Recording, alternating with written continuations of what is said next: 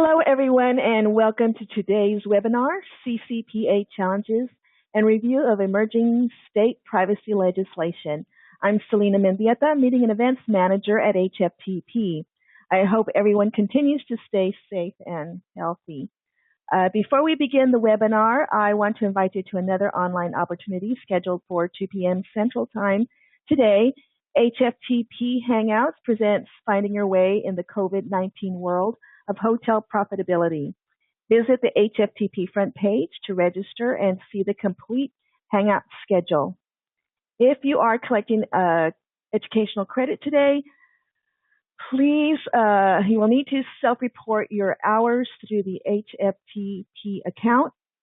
Please wait for the survey link at the end of the broadcast to access your certificate for attending this session.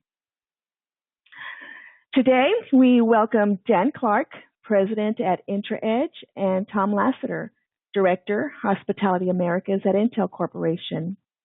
Dan and Tom, thank you so much for being with us today. I will hand the floor over to you now to introduce yourselves and begin the presentation. Thanks, Selena, and thanks everyone for joining.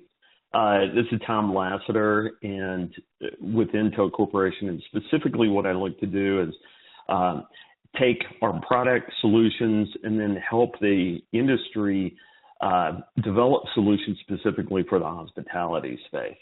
We're looking for things that are relevant, not just a technical solution, and hence that's why we're here today with Dan Clarke at IntraEdge. Tom, thanks. This is Dan Clarke. I'm president here at IntraEdge. Thank you so much for using such a beautiful picture of me. It's highly airbrushed, and before quarantine, when my hair was looked like it was a natural blonde. You don't have that problem, though, do you, Tom? No. So IntraEdge is, for those of you who don't know us, we're about a 1,400 employee company. We're based in Phoenix. We have offices all over the U.S. and all over the world. We do security development for large companies like American Express and Choice Hotels and many others. And about 5 years ago, we came together with Intel and we developed a platform which we call Trio, which is used for automation of privacy compliance. And the only reason I mention it is that's where we kind of get our perspective. We have quite a few large household name companies, about 70 of those that use our platform. And generally, these are companies that are processing requests in high volume, getting a lot of privacy-related requests. And so our platform is very automated. And it's really from that we gain our perspective on the industry through the Trio platform, which we co-developed with Intel. Tom, back to you. Great. Thanks, Dan. Folks, we wanted to cover a few of the things that we've looked at across multiple industries, and we look for trends that have broad impact. There's something that we can address at, down at a very low level. And so I wanted to go over a couple of the things that we see, and then some of the ways that we think are best to address these concerns. Data is exploding. Everyone knows that. It's basically on an exponential path. We see, over 1.7 megabytes per second per human on the planet of data that's being created. The scale of the data that's being created is, unprecedented. Now, this includes both cloud data that may be more publicly available, but then also we're seeing the same situation in enterprise data. So with your customer data or with your employee data, there's no let up. You'll be collecting more and more over time. And you have to worry about privacy. You have to worry about security, right? Now, one of the other things that you want to look at is you've got to meet the regulatory and compliance requirements for the data. As we've seen, data breaches are not something that you want your organization to suffer from. So we need to build trusted platforms. And then we also need to look at the cost and complexity. As you look at, do you store all of your data in the cloud? Some of it, from a regulatory perspective, you will want to keep on the premise, or maybe within a statewide or nationwide data center. So those are some of the things that we'll look at. I also wanted to look at, the different types of data protection and data privacy that you need to be concerned about. So we really look at it in 3 different stages. You need to encrypt and protect the data at rest, right? Obviously, that sits on an SSD or a hard drive. Then you also need to look at encrypting it during transport, right? And then finally, you need to look at how can you protect the data while it's in use. We'll look at some of the issues on how this is a concern and what you can do to mitigate the concerns. But what we look at is we look to create secure enclaves at the hardware level in the computing environment. These are hardware-based memory encryption techniques at the hardware level. What this does for us is it creates the smallest attack surface, right? So there are multiple different types of attacks. There may be a casual hacker, but then there are also state-sponsored hacks where, they've got the ability to do some significant, sophisticated attack techniques. And so what we look to do is develop these techniques and then provide you with a proven, tested data center solution. One of the key things that we do is we provide what we call secure enclaves. What these are hardware virtual machines, secure machine techniques that enable highly secure software execution. We look to support this across the many layers. And if we look on the left-hand side at the diagram that we have, what we see is that the attacks on the customer employee data, your business data, those can come from an operating system. They can come from a virtual machine manager layer. And then these attacks have to be mitigated, and what we use are secure enclaves. What they do for us is they protect against OS, driver, BIOS, virtual machine attacks. We look to protect the data even if an attacker has taken over the entire operating system level of the machine.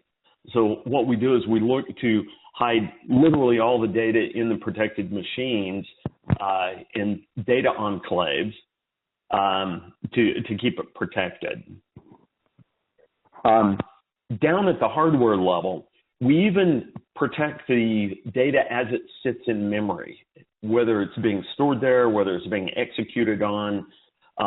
The memory itself in the secure enclaves is encrypted. So we have an encryption machine between the memory to the CPU, and then at the CPU, we also encrypt the execution units there. And what this does is it gives us, again, that minimal attack surface, which enables us to provide transparency and accountability. We look at multiple use cases when we develop these solutions. And so overall in the industry, we look at, preserving privacy when you're running analytics on your capability. This could be your loyalty management system. It could be your revenue management system. We look to make sure that that's encrypted and secure. The encrypted databases, that's a pretty general term. also secure containers. So if you're doing a workload consolidation methodology, you want to make sure that the containers are secure themselves and then they're secure from each other. Payment, of course, that absolutely needs to be protected. The hardware security module is a technique on how we do this. And then also for both the data in transit and also the data on the machine or in storage, we also have to protect the keys, right? So we have the encryption keys, which are absolutely critical to your privacy and security. And then, blockchain is one of the very interesting techniques that we're using, and Dan will go into great detail on how it's used in the IntraEdge Trio in a reference architecture. But then specifically, what we're looking to do is, just to wrap up, we're looking to provide private key storage for key management. We're looking to protect any off-chain as we're calculating the blockchains, we're accessing the blockchains. We're looking to provide trust around the remote attestation. And then from a when we're developing consensus on the blockchain, this has to be high performance, right? We can't let the performance suffer overall. And then we have to be able to provide these solutions, the secure enclaves, the optimized high-performance solutions for third-party applications. So Dan, let me. Yeah, thank you, Tom. What's interesting about your chunk there is that privacy and security, they just go so closely together. As soon as you're doing anything to fulfill the privacy laws, you're providing data to people, you're providing access to often your most important assets, and you have to keep security top of mind over that. You have to keep good records. Security is absolutely crucial. Things like blockchain and a secure environment are really, really important. If we look across the privacy landscape today, and I spend pretty much all of my time thinking about and working on compliance and privacy. If we look around the world, we used to think of privacy and the privacy laws as really around GDPR, centric to Europe. Obviously came to the United States with a big way when California enacted CCPA. A lot of the stuff's on hold right now. We saw a little bit of movement in Japan actually yesterday in their privacy law that it advanced from committee, took another step. But with the crisis that we're going through right now, it's kind of taken a back burner. But there's no question in my mind that this is going to come back. And in fact, I think there's almost 20 states today with their own similar laws around privacy that grant rights to their residents, but they're not exactly the same as California. California is the one we have to abide by today, maybe Nevada, depending on what you do. But there's no question that places like Texas, where I've actually been involved in the legislation, Arizona, New York, Washington, there's no question that these guys are very serious about bringing privacy to their states as well. Today, though, the one we really have to be the most concerned with in the United States is called CCPA, the California Consumer Privacy Act. And this fundamentally says that a consumer has a right to see what data a company has on them and how that data is used. And there are different forms that they can exercise these rights. In the first place, you have to have notices just telling them what you're doing at the time of collection. But then if they ask for it, you have to provide the categories of information, you have to provide the specific information, which is often really hard because it's in so many different systems. But you have to provide that right to see the information. You have to allow them to delete the information if they choose to. You have to allow them, there are certain exemptions to that, but you have to allow them to say, hey, I don't want you to sell my data. I don't want you to sell my information. I want to get a copy of it. And these rights create an ongoing operational obligation to a consumer. the notices and most compliance tend to be really around a one-off, one-time thing where, or maybe you just got to keep up with it occasionally, but it's really notices. It's really about providing information to consumers. What's different about CCPA and about privacy is that you have these ongoing requirements that you have to be able to say, what information do I have on a consumer, and provide it within a fairly short time frame. CCPA, interestingly, has been a moving target. You know, it passed really quickly in kind of a brokered deal, and it wasn't quite comprehensive enough, so they added some amendments to it and then some more amendments to it, and it still wasn't really enough to operate against. So the Attorney General issued the operating regulations, the first draft in December, and then a second draft, and we're actually on our third draft, our second red line to that. And we're getting closer and closer to the final rules, but it's still a bit of a moving target. We're hoping to get the final rules here in May.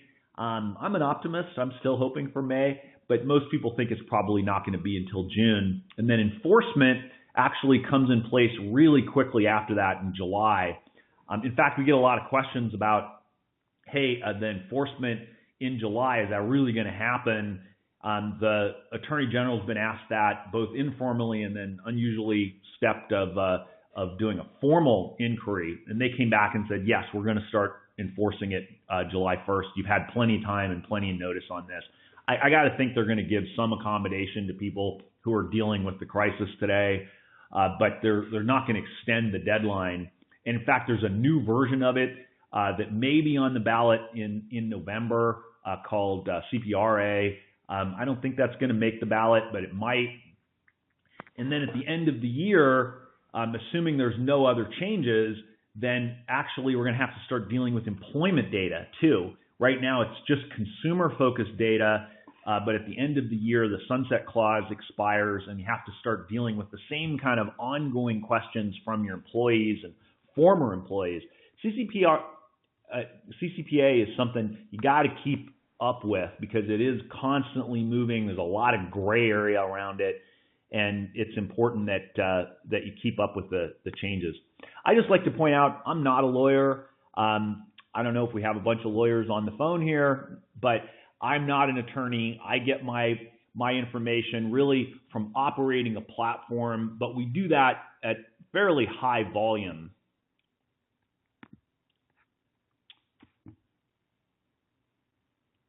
Are we going to take the polling question now?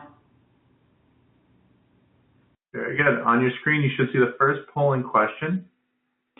Question states, what time frame do you see your organization implementing a privacy compliance solution? Before July 1st, CCPA enforcement, phase in over the next 6 to 18 months, continue to fulfill requests manually, or already have a deployed solution. We'll reveal results in about 10 seconds.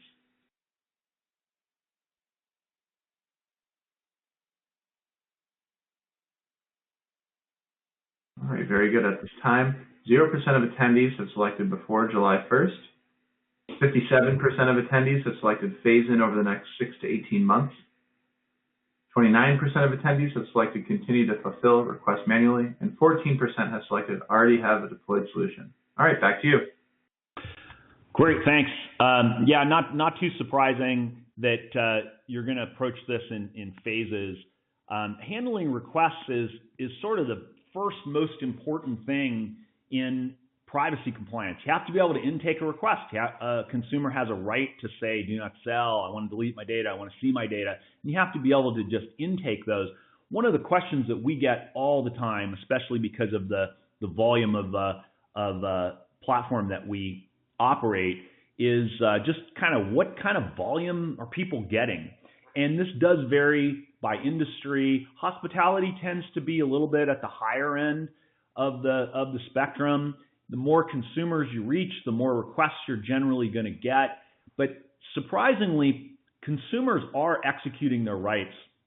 And we do have a whole set of data on this for anybody who's interested in the kind of volume that people are getting and the breakdown and how people are handling those requests. But most companies are getting a fair volume of requests, at least 10 or 15 or more a week. And so that's quite a bit of volume, and it's happened really quickly. CCPA hasn't been around that long it's not even, enforcement hasn't even started yet. That's a lot of volume to have this quickly at the beginning of a new law. And as you look at this, I think we're going to see over time, we're going to see this increase. Certainly the crisis has people more concerned about security and privacy rather than less concerned about it. We've seen more activity for most of our clients that are still active in terms of the amount of requests that they're getting. And over time, there are things like agents and third parties that are almost no question going to add volume and urgency to this. So I think it does make sense to have a phased approach to your compliance, but the first step is always just how do I take in the requests? As you're processing these requests, one of the questions you get under CCPA all the time is there's all these different numbers in there. So let me clarify that the law is all that's in place today only has a 45-day clock in it. So it has a 45-day clock and then a 45-day extension period if you request it. But the operating rules, which aren't yet law, they're not finalized yet, do have different amounts of time that you have to deal with. You have to deal with a 12-month look-back period in terms of requests. This is really difficult in some cases because a delete request has no time period on it. So if you get a delete request, you're supposed to delete all the data that you have as long as you don't have an exemption to it. Whereas if you get an information request, you have to look back 12 months.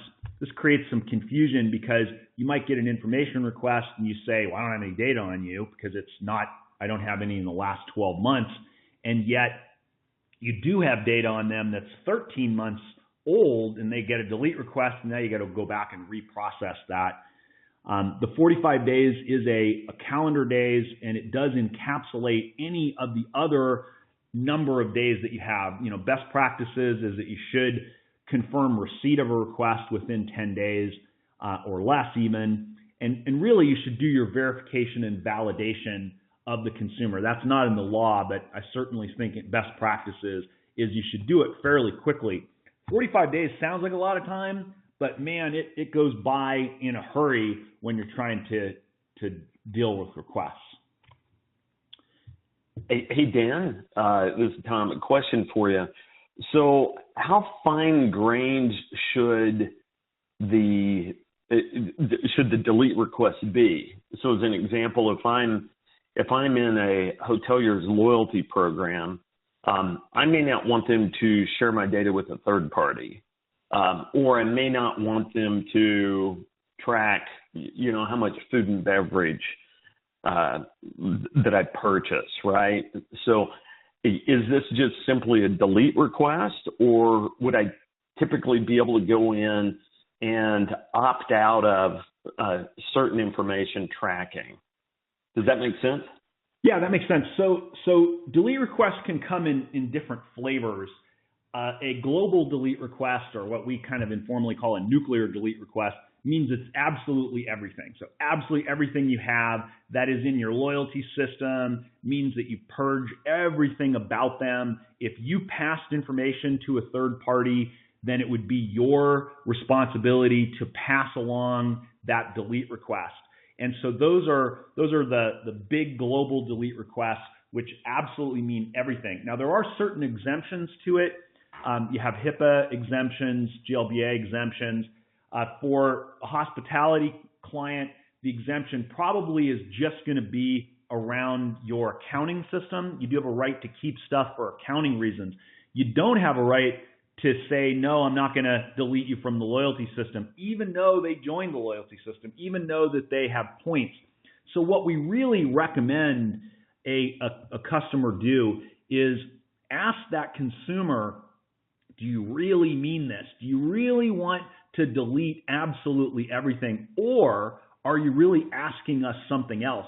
As you alluded to, most consumers, we find about 90% of consumers don't want a global delete. What they really want is a specific thing deleted. Sometimes it's an email address because they registered with their work email and they don't want that anymore. or they just don't want you to sell their information, or they don't want you to pass it along to third parties, but they want to keep their loyalty points and they want to keep information about that. Maybe they want to delete one particular stay, often in Vegas. But there's different reasons why they might want to do something very granular.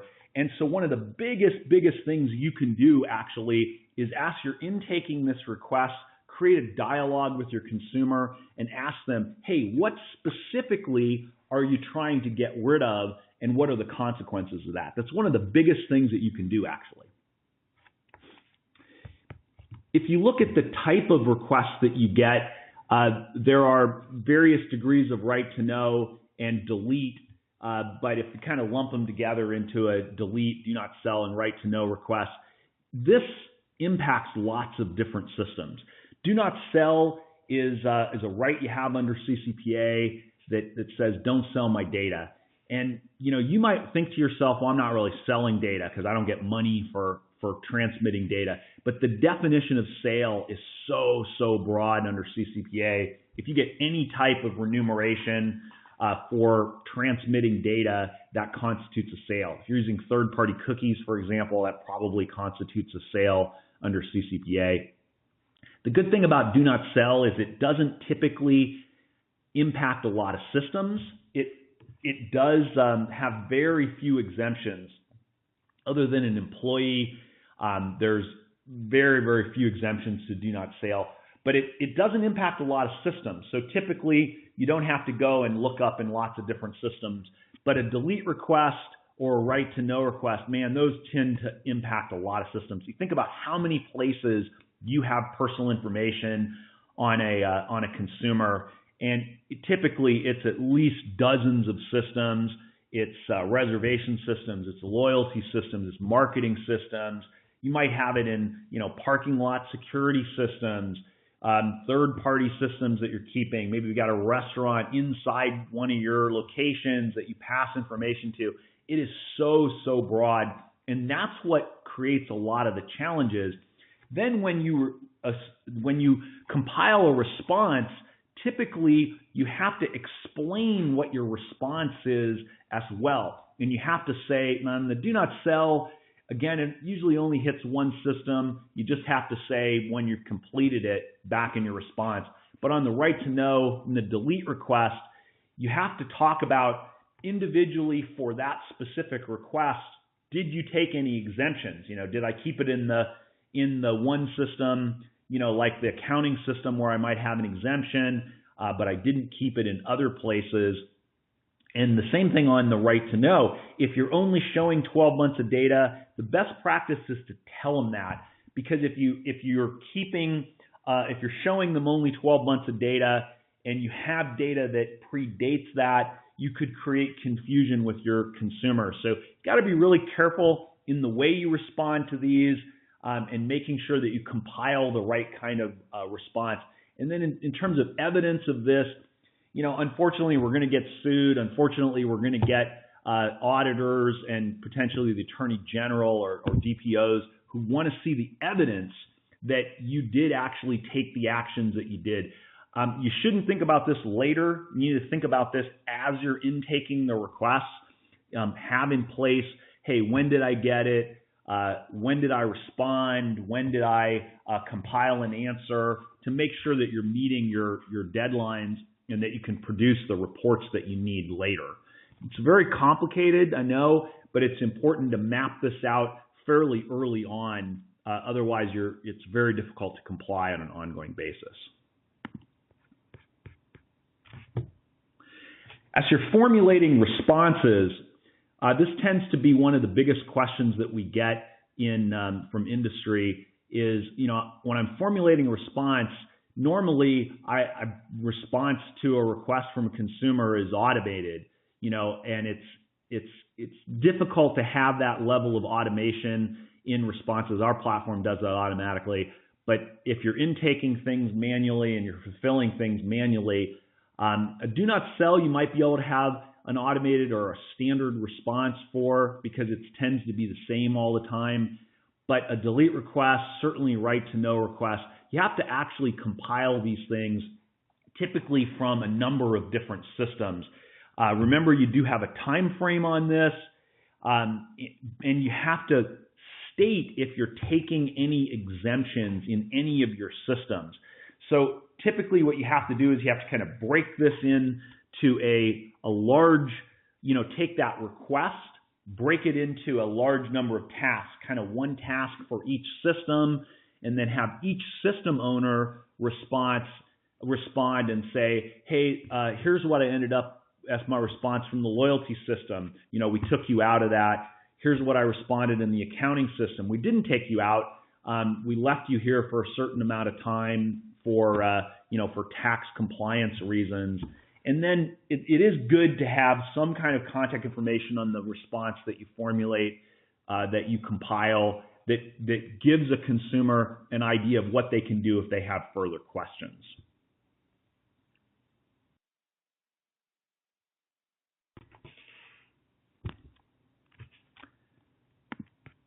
I think with that, we're ready for our second polling question. Very good, very good. On your screen, you should see the second polling question. Which of the following is top of mind for implementing a privacy rights solution for CCPA privacy rights compliance? Additional state laws, increase in requests, enforcement deadline, recommendation of law firm, or inclusion of employee data? We'll give everybody about 10 more seconds for this polling question.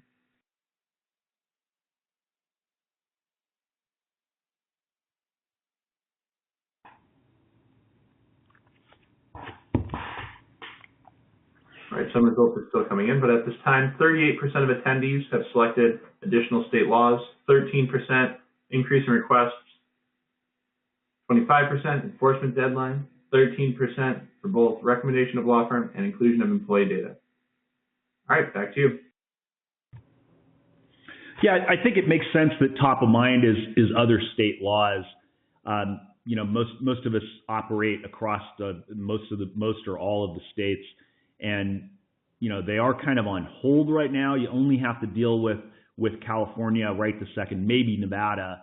But there's almost no question that you're going to see additional state laws come in place. Texas, New York, Arizona, New Mexico, Hawaii, New Jersey, Washington State. They're all contemplating privacy laws. They all have stuff that was pretty far along and was in the final stages before the crisis hit us and kind of slowed everything down. But I think there's almost no question you're going to get additional kind of laws from other states. And unfortunately, they're not going to be exactly the same. They're going to be similar in that they're going to be privacy related. They're going to provide certain rights to consumers and certain obligations, but they're all going to be different. Washington State would have been a good template because it's pretty simple. New York is probably one of the most punitive that I've seen, or most extensive that I've seen. Texas had both drafts. It's hard to know what's going to happen, but there's almost no question you're going to see additional state laws, and that is really going to change the operational elements around this.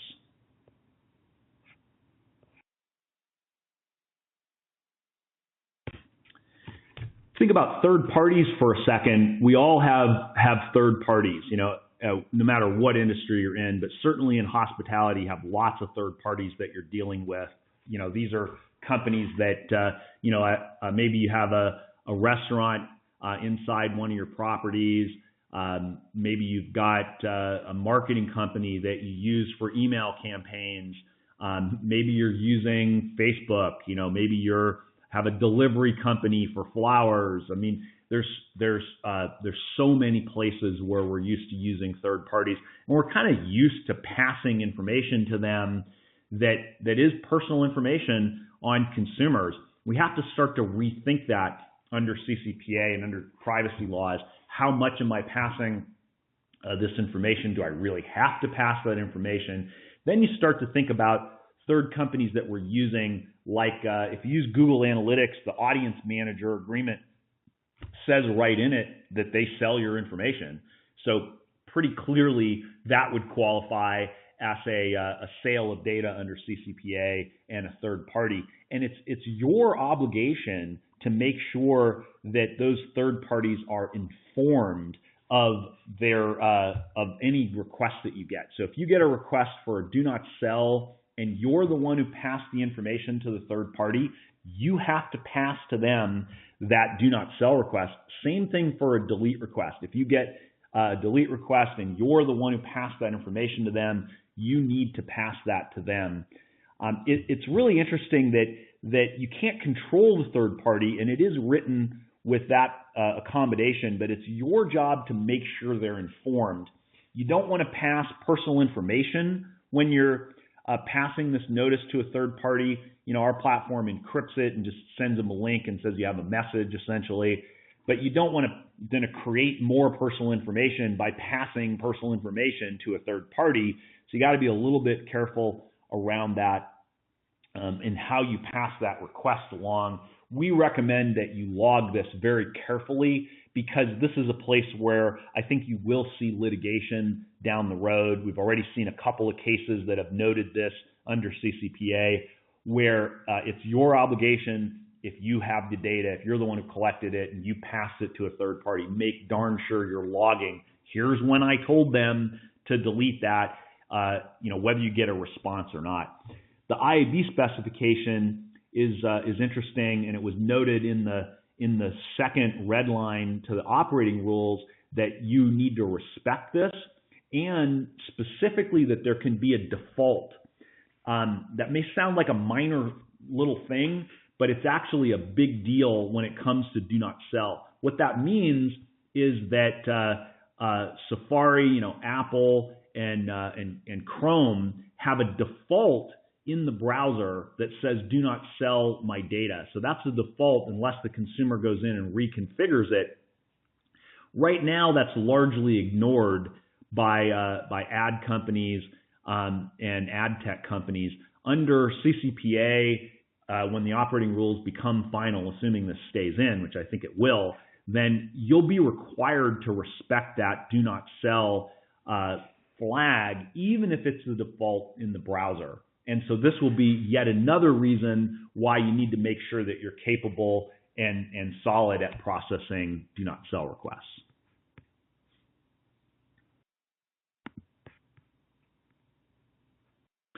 One of the biggest variables under CCPA is what we call agents, or these are aggregators. And there's a number of companies that are active right now. Reddit is active as an aggregator. AARP has talked about it publicly. That I haven't actually seen any requests from them yet. Tap My Data. There's a number of these that are active as aggregators. And this is a big variable because an aggregator can act on behalf of a whole group. You could have an entire group that's represented like by the AARP that says, hey, I want to represent all of the members of AARP because I think there's a bad actor out there, or I want to know what a particular company or a particular brand is doing with their information, and can actually compile a group of requests all together and submit them as a single set.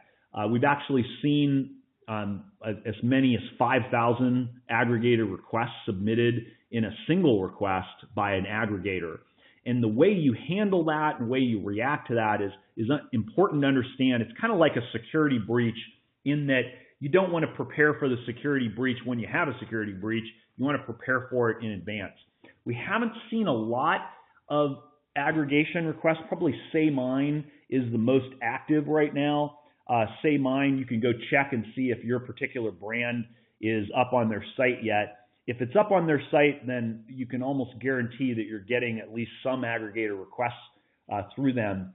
Now, so far, Say Mine hasn't really followed the process exactly right. They don't have a power of attorney for the people that they're trying to represent. And so if you get a request from an aggregator like Say Mine or Reddit today that doesn't have a power of attorney, then you should really just treat that as if you got an inquiry from a consumer. And you should go back to the consumer and ask them, hey, did you really mean to make this request? Go verify that they are who they say they are and that they own the email address that was referenced in it, and really treat them as individualized requests. Now, if they have a power of attorney, which we've only seen from actually attorneys so far, we actually have seen a couple of these in our network that are experimenting with it, that are submitting either a single request on behalf of someone else or maybe just a couple. If they have a power of attorney, then you have to deal with that entity itself. So if you get an aggregated request from a group saying they have power of attorney, you need to deal with them individually. Whereas if you get an aggregated request from somebody like say mine, the way they're operating today, or Reddit, then you should deal with them on an individualized basis. But this is something, if you don't have an aggregated request yet, you don't have an agent that's made a request to you yet, you should really think through what process you're going to have if you get one of these requests, because it does have the potential to be a very large volume that you get in essentially what is packaged as a single request.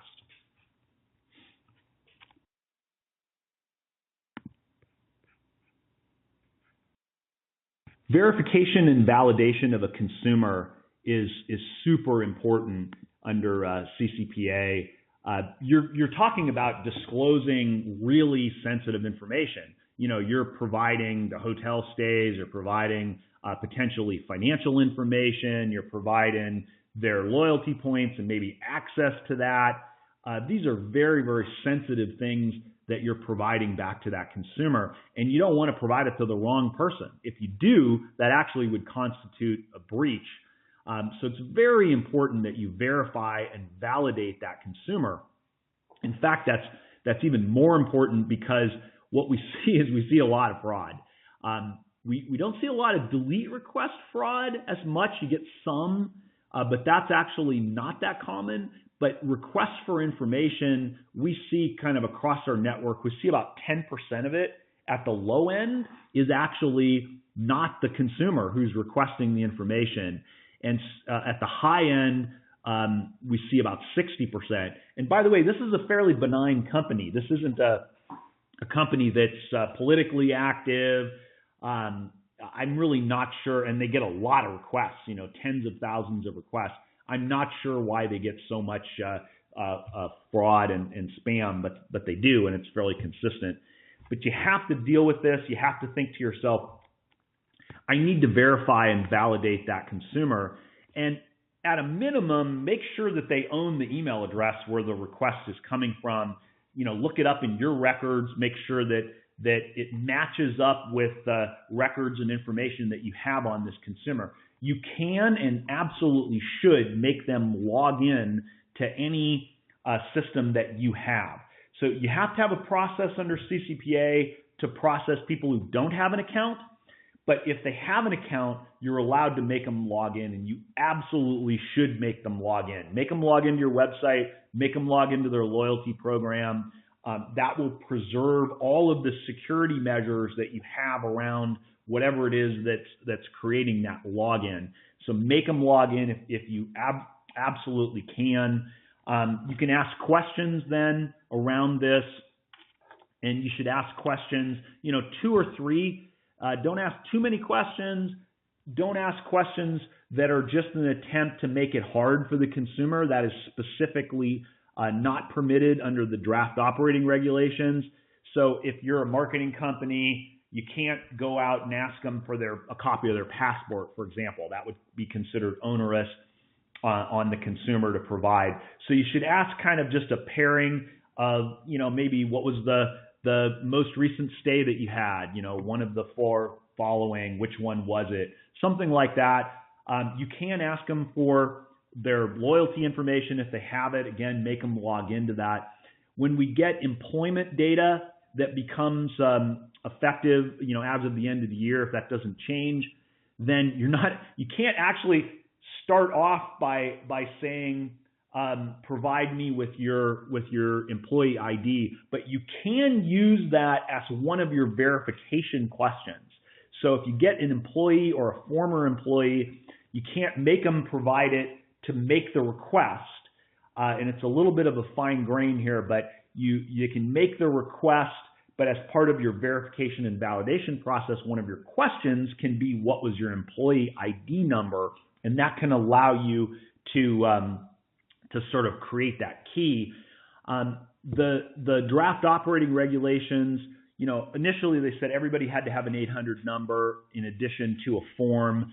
Then it was just 2 forms of communication. Certainly you need a form. There's no question that you need a form in order to be able to intake requests, and you need a second form, a second way of making requests in addition to the form. You can use email for that, but that can create issues of its own, especially around encouraging agents to provide input to you. So it is better to use an 800 number as your second method, but really the guidance says, and this is just in the latest red line, and I think this makes sense, is just try to use your normal method of communication that you have with your consumers. If that's in person, maybe you want an in-person version. If that's via physical mail, you can use physical mail. If that's by the phone, use the phone. But you always want to have and enable a form to provide an intake method, and that is where you can start the process of verifying and validating the consumer. It's super important that you do verify and validate them.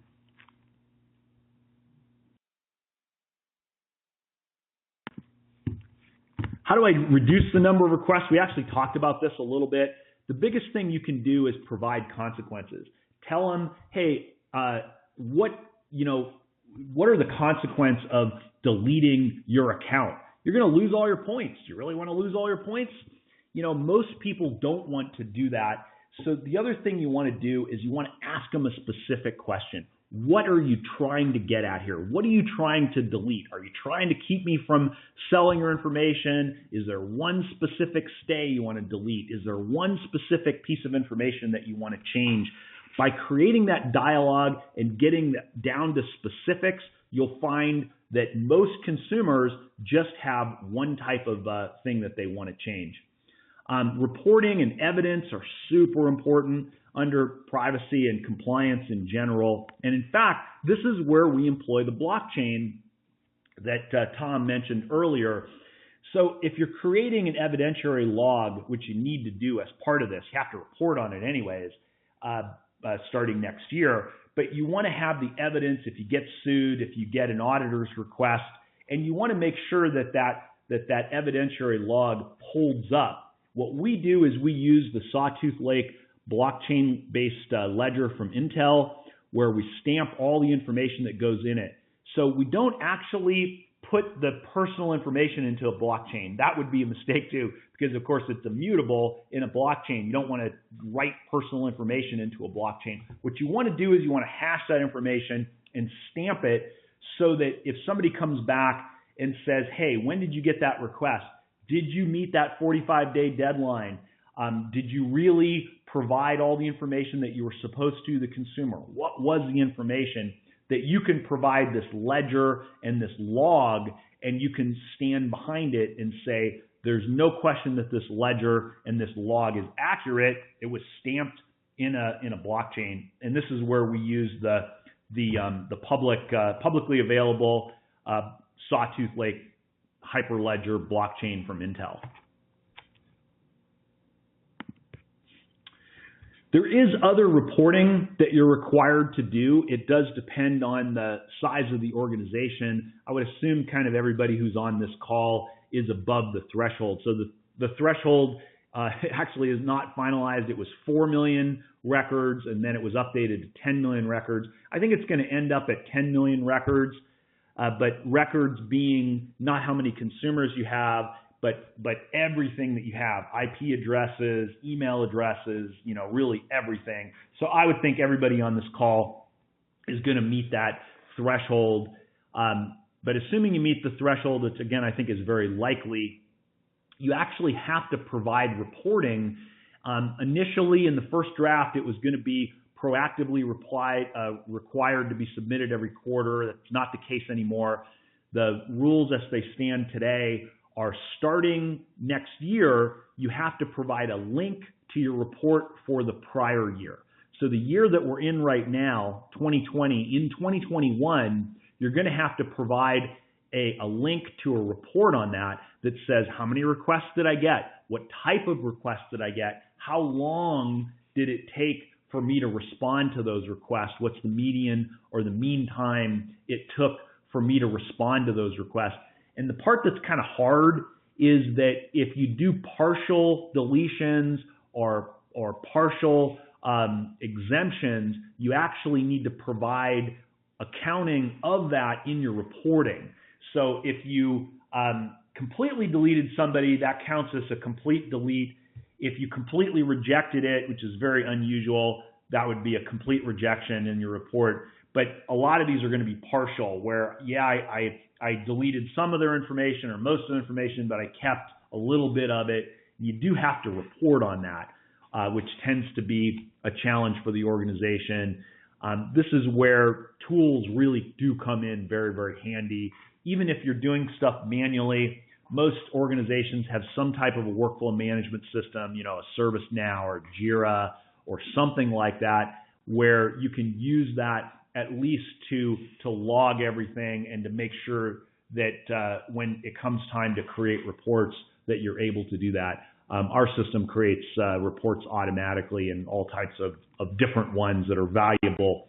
But it's important that you have at least something in your reporting and accounting information. And then the last thing I'll touch upon is employment data. So employment data is anything related to a current employee, a former employee, or a job applicant. And we all have lots of information on this. We've all had lots of employees and former employees and denied employees and things like that. Today, those are exempt from the privacy laws. In fact, all you have to do is provide essentially just the categories of information that you have on an employee. That you do have to do today, but that's a pretty generic statement that you make. Here's the kind of information that we collect on an employee. But if it doesn't expire, the sunset provision, absent some other action, which I'm not sure is going to happen. So I think we're going to end up having to deal with employment data starting January 1st. This is pretty all-encompassing for an organization. It's one thing to deal with your consumer information, but typically that employment information, applications, background checks, all of those things, they're in different systems. And it's quite challenging to have to go and evaluate all of those systems in addition to your consumer-facing systems. But unfortunately, I think we're all going to have to do that starting the first of the year. We did ask in a survey that we helped conduct of larger companies, we asked them, what were you doing related to your employment data? And what we found was that a lot of them are actually going to extend these rights to everybody. A lot of people have limited the consumer rights to just California. About roughly half, depending on which segment you're in, only allow a California resident to make a request under CCPA. That's all you have to do, by the way, today until other states follow suit. But it's interesting, more companies are planning to provide that extension to employees. And I think that kind of makes sense, because if they're your employees, you have to do it for ones in California. I think you could actually get some fairly negative feedback from people if they're an employee in New York or Texas or whatever, and you don't tell them what they're doing with their information. But this is likely to be something that we have to deal with starting at January 1st. And in fact, I guess I'm doing a webinar specifically just on the employment data and ramifications on May 13th for anybody who's interested in that.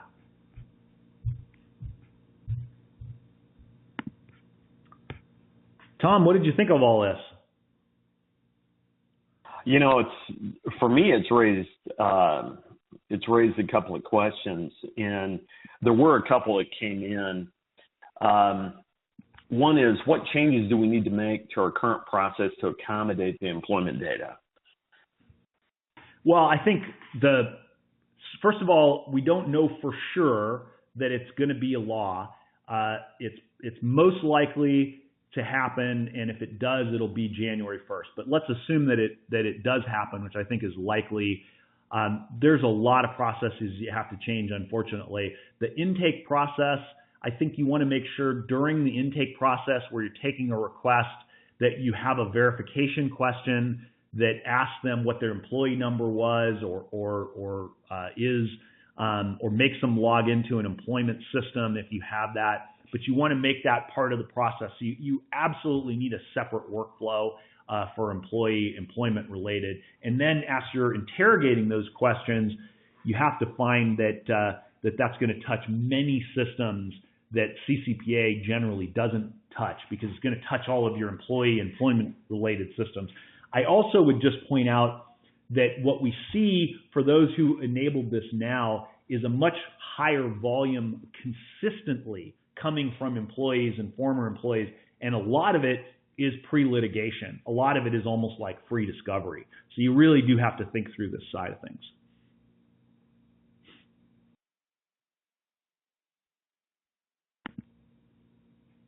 Great. And one question is, do you think we'll see reservation and travel agents start making requests on behalf of customers or corporations? You know, it is possible to do. A travel agent could register with the state of California. It's a pretty easy process for them to do so, and then they would be allowed to make a request on their behalf. We haven't seen that yet. We've seen law firms, and we've seen these kind of stated aggregators like Reddit and SayMine. But it is possible if you get a request from a travel agent on behalf of a consumer. If they don't have power of attorney, you should absolutely go and verify and validate that directly with the consumer. If they have power of attorney, then you have to deal with the agent directly. We haven't seen that yet, though. Okay.